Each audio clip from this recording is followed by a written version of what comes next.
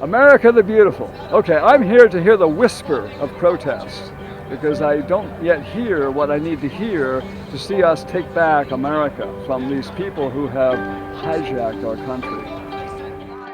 Our movement united will never be divided. Our movement united will never be divided. Tell me what brought you out here today? All the bullshit that's going on in our country, all the illegal activity, all the no due process that are due to all the people that got sent over to El Salvador to a foreign gulag for a country that my dad landed on Normandy Beach on D-Day over like 80 years ago and fought for democracy and fought Nazis. Basically all of that. Because everybody, even people that are not citizens that are in this country, are afforded due process. Donald Trump is breaking lots of laws. We're having a constitutional crisis because he's defying the Supreme Court and not listening. And we have a third branch of government, supposedly called Congress, that is allowing it, and they're not doing their job.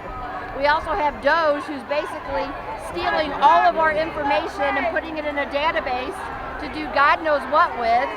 And I think that we have a right to know as citizens of the United States. This is what democracy looks like. This is what democracy looks like. Tell me what democracy looks like! This is what democracy looks like. This is what democracy looks like. This is what democracy looks like. And I'm waiting and hoping that the voice that will, as it were, open up the rally that we need to have in America to take back our country is loud and clear. Show me what democracy looks like. This is what democracy looks like! Show me what democracy looks like. This is what democracy looks like. It's Law Day in America, and we have a president who doesn't believe in the law. He's demonstrated that all of his life, continues to demonstrate it every day. He sits in the Oval Office.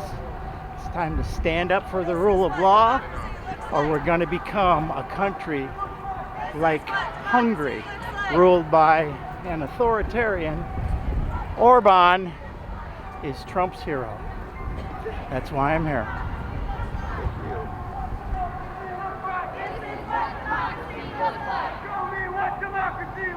This is what democracy looks like. This is what democracy looks like. Show me what democracy looks like. What is your biggest concern for your daughter's future? Well, I think it's my daughter, her daughter, my granddaughter. It's everyone. I think that due process is being compromised right now, and our Constitution is not being upheld. And I think it's a slow slide, and you've got to speak up before it's too late. Well, we feel it's really important to speak up about the things that are going wrong. To keep America free. We're patriots.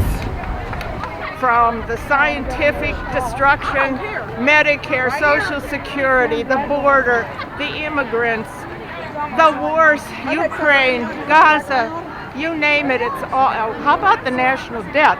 We're not even mentioning that, and that's one of the most important things along with climate, as we're too busy with small things like what did Hexit do today? We've got to focus on the important things. So freedom kind of sums it up. Do they have any, like I said, I know they have a clinic for kids. Well, I just don't like what's going on. I'm a retired letter carrier. I work for the Postal Service. We're not being attacked yet, but he's made signs towards that. And people basically just have to have workers' rights. You know, you just can't just treat people like that. Just, you know, there's a process he's supposed to go through, and he should do it. That's simple. Donald Trump has got to go. Hey, hey. Ho, ho. Donald Trump has got to go. Hey, hey. Ho, ho. Donald Trump has got to go. Tell me, what are some of the issues that brought you out here? Well, the danger that Donald Trump poses to our democracy as a whole is a big one. I'm very concerned about trans issues. disability rights and, just the social well-being of our country. It's going downhill thanks to Donald Trump and the whole Republican Party, if you ask me.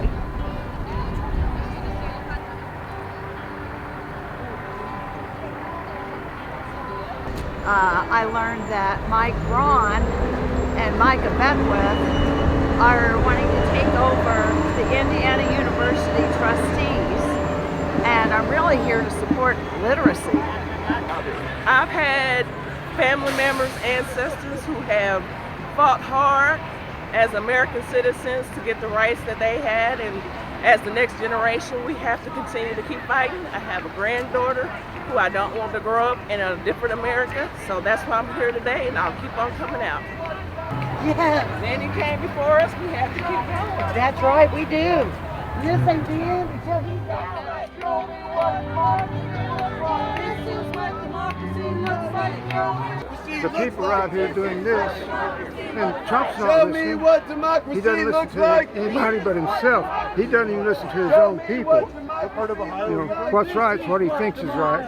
What's the truth is the next thought that comes into his head, and he spits it out as his next line. Well, that's it. This is what democracy looks like. This is what democracy looks like. So I'm here. I'm hoping that we will bring back the American story as we've grown up to know it and had expected until recently to see it sustained. But it's a sad moment at the 250th anniversary of Lexington and Concord. I'm wearing a tie. I teach history, and that's the statue at the bridge. By the rude bridge there arched the flood, their flag to the April's breeze unfurled. Here once the embattled farmers stood and fired the shot heard round the world.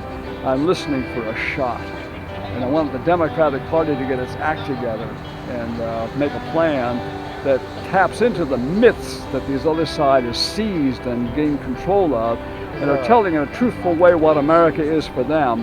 And we need the Democrats to step up and say the things that America is for the rest of us. And until we hear that, it's going to be a difficult time in the United States in the years ahead.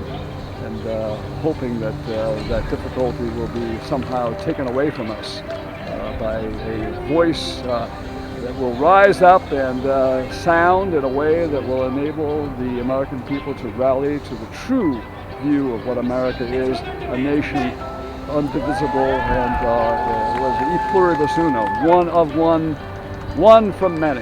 And we've lost sight of that with this vision that this current occupant of the White House seems to have sailed into our future with. And we want to seize the opportunity now to recover the true American dream that is yet latent for all Americans.